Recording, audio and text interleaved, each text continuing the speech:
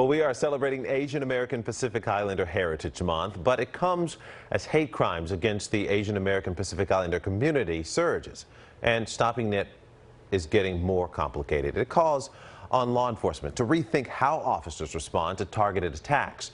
One Bay Area police chief drawing on his own immigrant experience to make a connection. NBC Bay Area's Kris Sanchez, she's live in Santa Clara with more details on this story. Kris?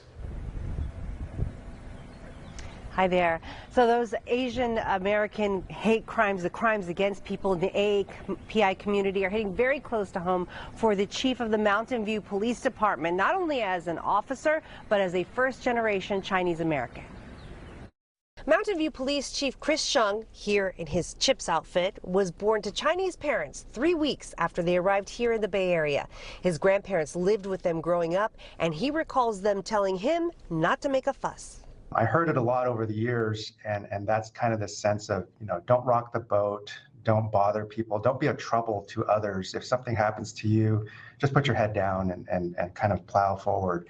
But it's hard to plow forward with attacks on Asian and Pacific Islanders increasing in frequency and brutality.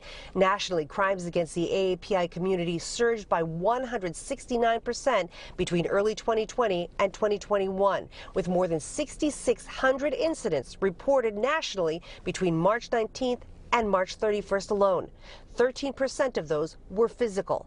A Pew Research survey found that a third of AAPI people fear being attacked. Chief Hsiung says that for people in immigrant communities to speak out about attacks like these, agencies need to have people who can speak with them in their language, and that all officers have to build trust before they need it. That means going to events like the Mountain View Art and Wine Festival, Cops That Care events with kids, showing their humanity on calls for service, and most recently, going to rallies to stop AAPI hate. Once that relationship is built, and relationships and trust is key, then if something happens down the road, we want to be the first phone call that someone makes. And maybe they're not calling 911, maybe they're calling that officer that they met at a special event or something because they had that certain level of trust.